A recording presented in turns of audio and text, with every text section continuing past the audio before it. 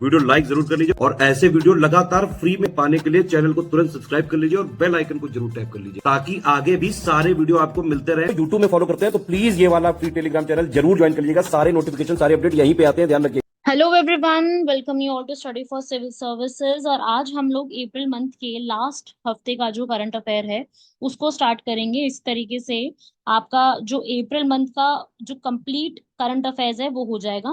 Plus इसके साथ साथ आप क्या फॉलो कर सकते हो, हमारी जो मंथली मैगजीन आती है उसको फॉलो कर सकते हो। एंड साथ ही साथ जो मैं एक और यहाँ पर प्लेसेस इन न्यूज करके यहाँ पर अपलोड करती हूँ वो आप फॉलो कर सकते हो। तो इस तरीके से आपका जो अप्रैल मंथ का पूरा करंट अफेयर्स है वो काम आ जाएगा। अभी आपको पता है जैसे यूपीएससी के काफी एग्जाम्स हो रहे हैं। अभी सीडीएस का एग्जाम होगा, एनडीए का एग्जाम होगा, फिर ईपीएफओ का एग्जाम होगा। उसके साथ साथ एसएससी ने भी अपना कैलेंडर जारी किया हुआ है। उसके अलावा रेलवेज के एग्जाम है। उसके अलावा हमारे जो और एग्जाम होते हैं स्टेट टीसीएस के, इन सभी के लिए आप क्या फॉलो कर सकते हो, हमारी ये वाली जो करंट अफेयर्स का पूरा एक आपके सामने है ना, वो सारा कुछ आप पूरा फॉलो कर सकते हो। करंट अफेयर्स की सारी चीजें आपको यहीं पर ही अवेलेबल हो जाएंगी। करंट अफेयर्स के लिए आपको इधर उधर नहीं भागना पड़ेगा। और आपको जो इसकी पीडीएफ चाहिए होती है, बहुत बच्चों को ये रहता है इसकी पीडीएफ का, तो ये है हमारे दिए गए नंबर्स। इन नंबर्स पे आप कॉल करो और आप यहीं से ही सारी पीडीएफ जो है उसको ले सकते हो। ठीक है, यहाँ पर आपको सारी पीडीएफ अवेलेबल हो जाएगी। और साथ ही साथ जो भी आपको इंफॉर्मेशन चाहिए, जो भी चीजें आपको चाहिए होती हैं, वो सारा कुछ यहीं पर ही अवेलेबल हो जाएगा। राइट। तो शुरुआत करते हैं हम सभी लोग इसमें आगे हमारी चीजों को।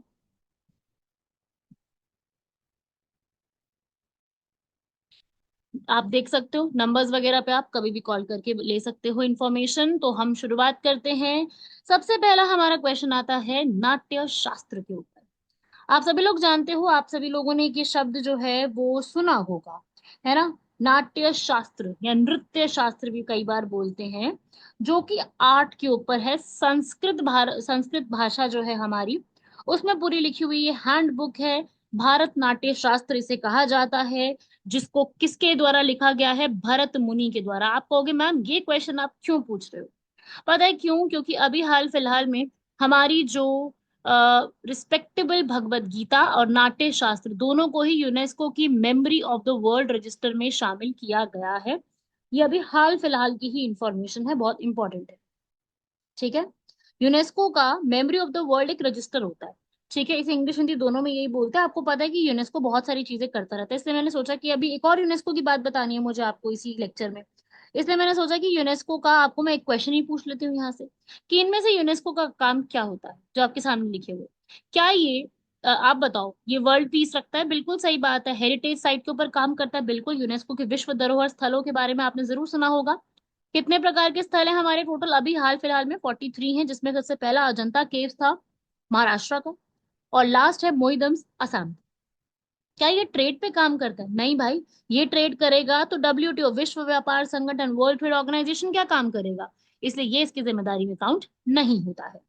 तो ये वाला काम इसका नहीं है, ये डब्ल्यूटीओ का काम है। डब्ल्यूटीओ जिसके हेडक्वार्टर जेनेवा स्विट्जरलैंड में बने हुए हैं, 1 जनवरी 1995 में बना था, तब से भारत इसका जो है वो एक मेंबर कंट्री के रूप में जुड़ा हुआ है। बाकी एजुकेशन साइंस बिल्कुल यूनेस्को के फुल फॉर्म में ही अपने आप ये बात आती है ना। United Nation Educational Scientific Cultural Organization, education word तो इसमें आता ही आता है। तो ये एजुकेशन के लिए तो काम करेगा ही करेगा। ठीक है भाई। तो भगवत गीता आप सभी लोग जानते हो। और नाट्य शास्त्र कुछ इस प्रकार से दिखता है, जो कि आपको मैंने बता ही दिया था। ये आप देख सकते हो पिक्चर, ये आपने जरूर देखी होगी। चोला एम्पायर हिस्ट्री जब आपने पढ़ी होगी, तब आपने ये इसके बारे में जरूर जो है कभी ना कभी पढ़ा होगा, देखा होगा, पिक्चर देखी होगी। मतलब डीप डीप में नहीं पढ़ा होगा, लेकिन पिक्चर जरूर देखी होगी। तो उसी प्रकार से ये वाली चीजें हम लोग अभी यहाँ पर देख रहे हैं, यूनेस्को के वर्ल्ड रजिस्टर में इनको शामिल किया। आते हैं सबसे पहले हम लोग भगवत गीता पर। भगवत गीता 700, जिसके अंदर पूरे जो है हमारे दोहे और दिए हुए हैं, जो है व्यास ऋषि व्यास द्वारा, जो है वेद व्यास द्वारा लिखी गई है। और इसके अंदर अर्जुन और भगवान कृष्ण की जो है आपस में वार्तालाप को दिखाया गया, जिसमें धर्म, कर्म, भक्ति, ज्ञान, किस प्रकार से हमें आगे बढ़ना है उसके बारे में दिया है। यही सुनते हो ना, ये है भगवत गीता का ज्ञान। आपने घर में अपने जरूर सुना होगा, बहुत बच्चों ने इसको पढ़ा भी होगा। तो यहाँ पर वैदिक, बुद्धिस्ट, जैन सारी चीजों को मिला करके हमारी चीजें जो है वो लिखी गई। और वही मैं बात करूं नाट्य शास्त्र की, तो ये भारत मुनि द्वारा लिखी गई है। 36,000 अध्यायों के साथ इसको कंप्लीट किया गया है।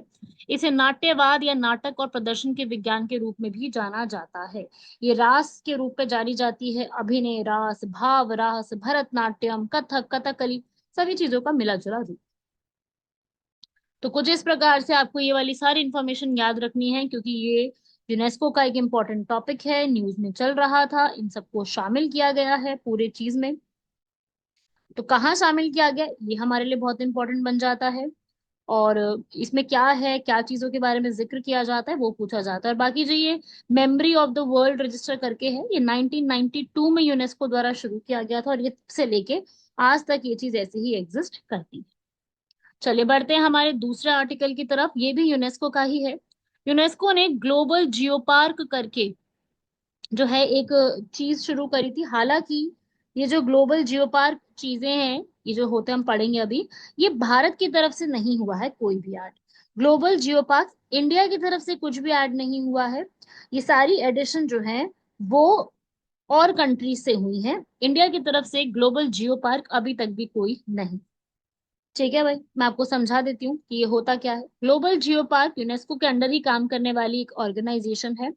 और ये जियो पार्क्स बनाए जाते हैं, ये इसका अर्थ क्या होता है देखो आप, एक ऐसी एकल एकीकृत भौगोलिक क्षेत्र जहां अंतरराष्ट्रीय भूवैज्ञानिक महत्व के स्थलों और परिदृश्यों को संरक्षण करना, शिक्षा, सतत विकास को काम करना एक साथ किया जाता है। एक ऐसी जगह को इस पे जोड़ा जाता है, ये कोई रिसर्च इंस्टीट्यूट नहीं है।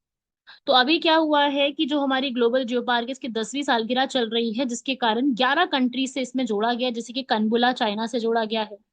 इक्वाडोर, इक्वाडोर पता है ना कहाँ है, साउथ अफ्रीका में है। इक्वाडोर साउथ अमेरिका में है। इक्वाडोर की एक जगह है माउंट कैटोपैक्सी, ये काफी न्यूज में रहती है। ये यहाँ का एक सक्रिय वॉल्केनो है, ज्वालामुखी, एक्टिव वॉल्केनो। फिर इंडोनेशिया, जहां पर सबसे ज्यादा सक्रिय वॉल्केनो आपको मिलेंगे, इसके 3 वॉल्केनो न्यूज में रहते हैं। मेरे को ये नाम याद आया इसलिए मैं आपको बता रही हूँ इन्फॉर्मेशन। माउंट मेरापी, माउंट सीना बंग, और माउंट सिमीरू, ये चीजें याद रखना। इटली, इटली का एक वोल्केनो न्यूज में रहता है, एक्टिव वोल्केनो माउंट एटना। ठीक है।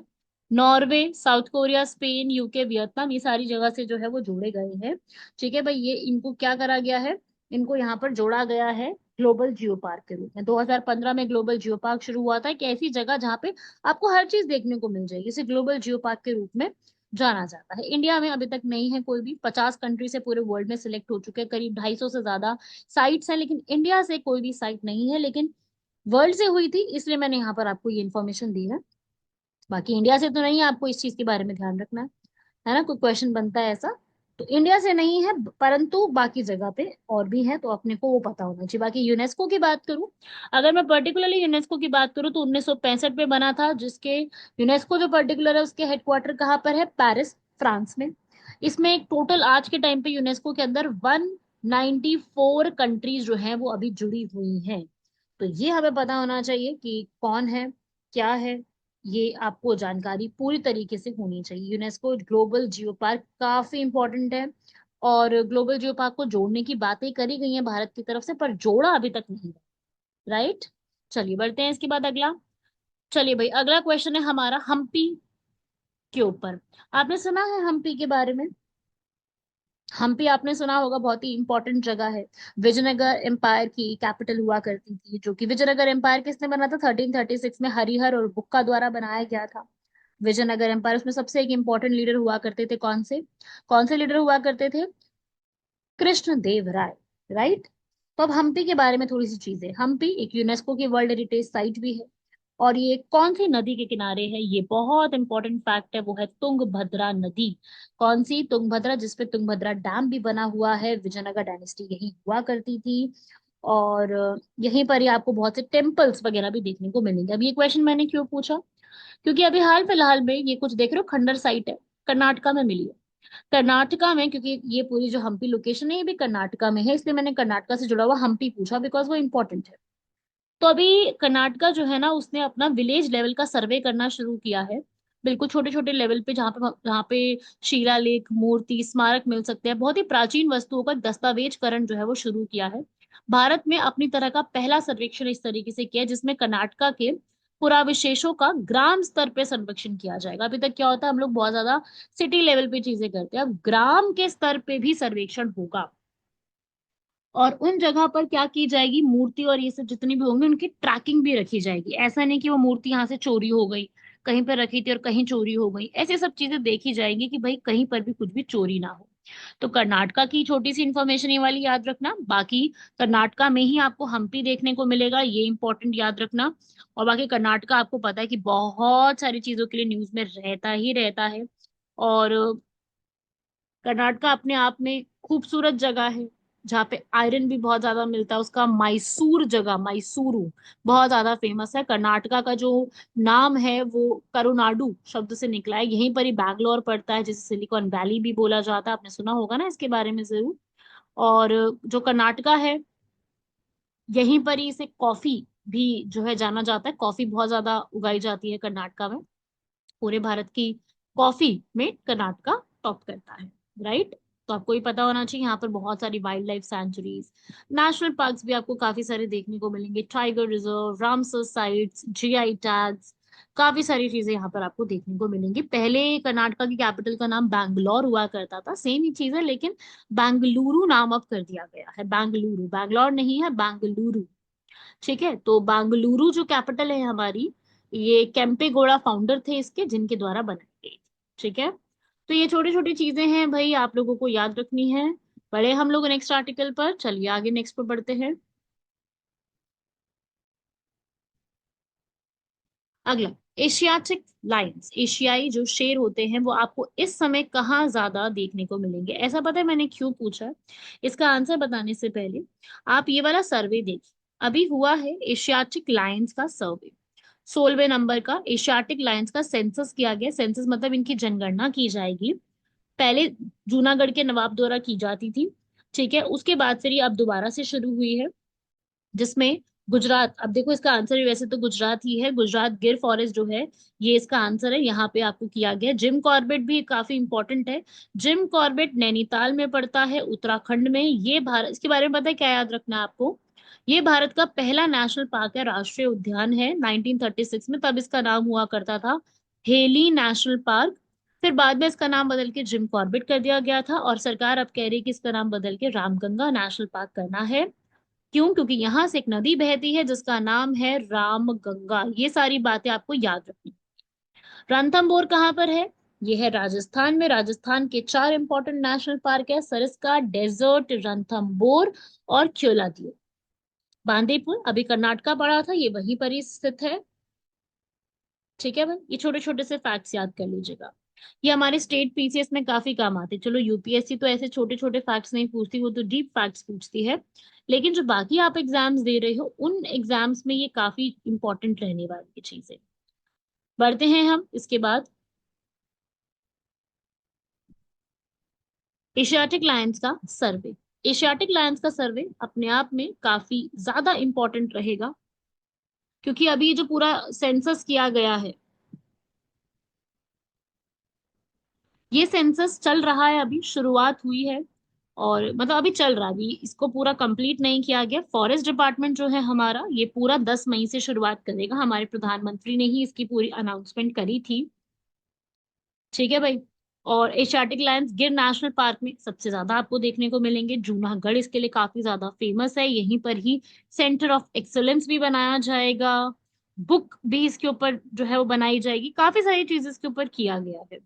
तो अभी ये न्यूज में है, बाकी इसका जब सर्वे आ जाएगा और इसमें जब पूरी चीजें आ जाएंगी निकल के बाहर, तो मैं आपको जरूर इसके बारे में बताऊंगी। तो अभी फॉरेस्ट डिपार्टमेंट में गुजरात का जो फॉरेस्ट डिपार्टमेंट है, वो इस पूरे को कंडक्ट कर रहा है। तो अभी हम मैं बात करूं पहले की हमारे डेटा की, तो 674 लायंस अभी इंडिया में हैं। तो ऐसा बताया गया, बाकी एक दो हफ्तों में इसकी पूरी रिपोर्ट आ जाएगी। ठीक है ना?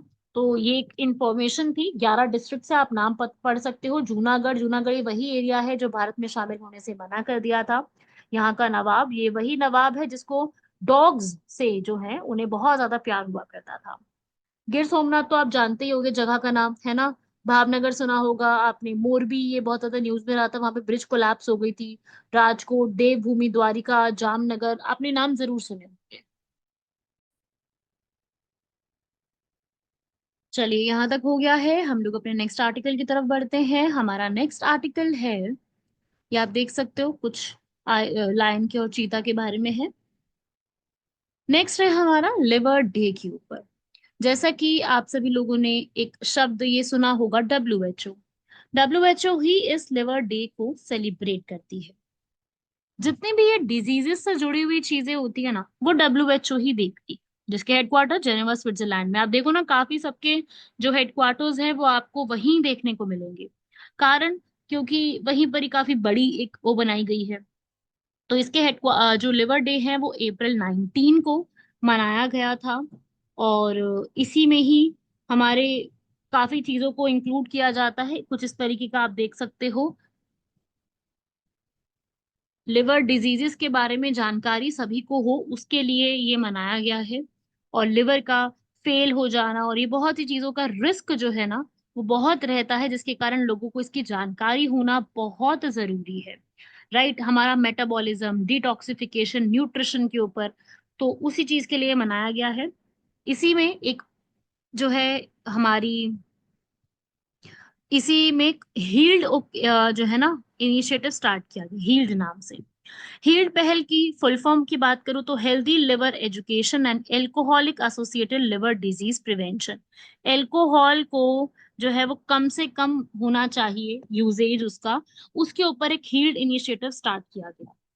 ठीक है, और इस बार इसकी थीम थी फूड इज द मेडिसिन। हमें पता है कि हम लोग कितना ज्यादा शुगर लेते हैं, है ना। बहुत से लोग एल्कोहल पे डिपेंडेंट हैं, फूड्स भी प्रोसेस्ड फूड बहुत ज्यादा लेते हैं, तो उससे फैटी लिवर हो जाता है, साइरोसिस हो जाता है। हम जो हमारी डाइट होती है वो फाइबर में रिच नहीं होती है, प्लांट बेस्ड फूड नहीं होते हैं। तो अगर हम ये चीजें ज्यादा लेंगे, फाइबर हो गया, जैसे हमने खीरा खा लिया, टमाटर ज्यादा खा लिए, ऐसी जो सैलेड्स वाली चीजें होती है जो हमारे घर में हमारे पापा हमको सबसे ज्यादा खिलाते हैं, वो चीजें हमें ज्यादा खानी चाहिए। लेकिन वही है कि हम लोग उतना ज्यादा ध्यान नहीं देते, इंक्लूडिंग मी, मैं भी थोड़ा, मतलब नॉट डेली, बट हाँ कभी कभी हम लोग भी बहुत इग्नोर कर देते हैं, और हम इन चीजों पे कम ध्यान दे करके जंक की तरह ज्यादा जाना, उस पर ज्यादा ध्यान देते हैं। उसी चीज के लिए हमें थोड़ा सा कम करना चाहिए, हेल्दी मील्स की तरफ ज्यादा ध्यान देना चाहिए, ताकि हमारे जो फैटी लिवर है, हेपेटाइटिस है, लिवर साइरोसिस है, लिवर कैंसर है, ठीक है, लिवर फेलियर है, ये चीजें हमारी कम हो जाए। क्योंकि अनहेल्दी डाइट होती है तो उससे बहुत प्रॉब्लम्स क्रिएट हो जाती है।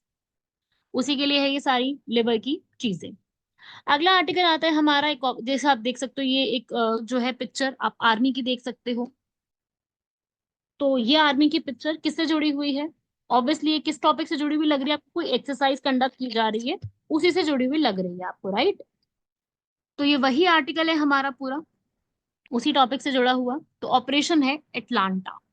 ये ऑपरेशन ना एक्चुअली में इंडिया से जुड़ा हुआ नहीं है, लेकिन फिर भी हमें पढ़ के जाना होगा, क्योंकि न्यूज में काफी रहा है। चाहे ये इंडिया से जुड़ा हुआ नहीं है, फिर भी हमें पढ़ के जाना पड़ेगा, क्योंकि ये टॉपिक अपने आप में इंपॉर्टेंट है। ऑपरेशन एटलांटा, यूरोपियन यूनियन ने इसको बहुत पहले शुरू किया था, लेकिन ये अभी न्यूज में चल रहा है। जो पायरेसी होती है ना, पायरेसी सुना है? जो जब हमारी शिप्स वगैरह जा रही होती है एक जगह से दूसरी जगह, तो उनको लूटपाट बहुत कर देते हैं वहां पे कई बार रहने वाले लोग। अफ्रीका में, सोमालिया में बहुत ज्यादा लूटपाट इसके ऊपर होती है। तो उस चीज के लिए प्रोटेक्शन देने के लिए ये चीज जो है वो की गई है, ठीक है। तो ये ऑपरेशन एटलांटा असल में 2008 में स्टार्ट किया गया था। तो उसी के पर्पस के लिए आपको बता रही हूँ, रेड सी आपने नाम सुना होगा, उसके आसपास के रीजन्स के लिए किया गया, ताकि प्राइवेसी जो है ना, प्रिवेसी जिसे हम कहते हैं, पायरेसी, वो खत्म की जा सके सोमालिया के रीजन, रेड सी वाले रीजन में, जिससे यूरोपियन यूनियन जो है उसने शुरू किया, यूरोपियन यूनियन की नेवल फोर्स ने। और इस पूरे के हेडक्वार्टर हैं कहाँ पर? रोटा नेवल स्टेशन, रोटा स्पेन के अंदर। जगह का नाम आपको पता होना चाहिए। तो ये ऑपरेशन एटलांटा यही परफॉर्म किया था, 2008 से शुरू हुआ और अभी भी इसने अपना ऑपरेशन परफॉर्म किया है, ताकि जितनी भी शिप्स वगैरह वहां से जाती, because Red Sea, Suez Canal, Mediterranean Sea, वहां पे बहुत ट्रेड होता है यूरोप का। तो यूरोप को बहुत जरूरत है कि वो पायरेसी के ऑपरेशंस वहां लॉन्च करे। Horn of Africa, Somalia, ships को मॉनिटर करना, फिशिंग एक्टिविटीज को देखना, ये सब बहुत जरूरी है वहां पर सही तरीके से उसको रखने की। तो उस चीज के लिए नेवल एक्सरसाइज ये इंडिया के साथ मिलकर के परफॉर्म की गई है। इंडिया भी साथ में इसके मिलके काम चीजों को देख रहा है, ताकि रॉबरी वगैरह जो वहां पे की जाती है ना, उस रॉबरी को प्रिवेंट किया जा सके। और ये काफी इंपॉर्टेंट और काफी जरूरी है आपको लर्न करके जाना, ये इंपॉर्टेंट है एग्जाम के लिए, आप इसको जरूर पढ़ लेना। ओके, चलिए। ऐसे ही एक और एक्सरसाइज है गरुड़ शक्ति के नाम से, ये आप देख सकते हो पिक्चर, पहले तो आप पिक्चर देखो। ठीक है, ये वाली एक एक्सरसाइज कंडक्ट की गई है, आप भारतीय देख सकते हो, हमारा प्राइड भारतीय वायुसेना इंडियन एयरफोर्स, जो बहुत बहुत बढ़िया ऑपरेशन परफॉर्म करते करके इंडिया के लोगों को सुरक्षित रखने में अपना कामयाब रहती है। तो इस एक्सरसाइज में अभी एक एक्सरसाइज करी गई है, एक्सरसाइज डेजर्ट फ्लैग। लेकिन मेरा जो आपसे क्वेश्चन था पहले वो सॉल्व करते हैं, पहले क्वेश्चन करते हैं फिर टॉपिक पे बढ़ते हैं। आपने अपने कंटेंट तो देख लिया कि किस चीज के लिए पढ़ना है। तो हमारी एक्सरसाइज है गरुड़ शक्ति। गरुड़ शक्ति सैन्य अभ्यास हम कौन से देश के साथ करते हैं? इंडोनेशिया के साथ। फ्रांस के साथ हम कौन कौन से करते हैं? फ्रांस के साथ हम करते हैं वरुण और गरुड़। ठीक है, गरुड़ शक्ति पूछेगा तो इंडोनेशिया है, आपको याद रखना है गरुड़ और गरुड़ शक्ति। और रशिया के साथ हम करते हैं इंदिरा, INDRA, IND का मतलब इंडिया, RA का मतलब क्या हो जाएगा यहाँ से? रशिया। यूनाइटेड स्टेट्स के साथ हम लोग काफी सारी एक्सरसाइज करते हैं, जैसे कि एक हो गई टाइगर ट्रायम्फ, ठीक है, वज्र प्रहार, और उसके अलावा मालाबार, और एक और है युद्ध अभ्यास। तो ये सारी एक्सरसाइजेस के नाम भी आपको याद रखने हैं, कौन कौन सी एक्सरसाइज किसके साथ करी जाती है। अभी हाल फिलहाल में ये वाली जो पिक्चर है, ये कौन सी एक्सरसाइज की है? एक्सरसाइज डेजर्ट फ्लैग, जो कि UAE के साथ की जाती है। UAE जिसकी कैपिटल है आबू धाबी, लेकिन उसकी जो एक मेन इंपॉर्टेंट सिटी है वो दुबई है। आपको पता ही होगा, सुना ही होगा आप लोगों ने, है ना?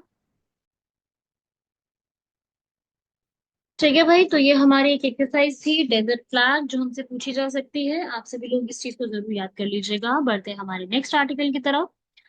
पोप फ्रांसिस, आप सभी लोगों ने जरूर सुना होगा, अभी हाल फिलहाल की न्यूज ही रही है, आप ये पिक्चर देख सकते हो, इनकी डेथ हो गई है। राइट, आपने सुना होगा, 36 में इनका जन्म हुआ था। आपसे क्वेश्चन है कि कौन से कंट्री से, आप इसका आंसर बता सकोगे यहाँ। सबसे पहली चीज तो जो पोप फ्रांसिस हैं, इन्हें पीपल्स पोप के नाम से जाना जाता था, पहली फैक्ट आपको जो याद करना है।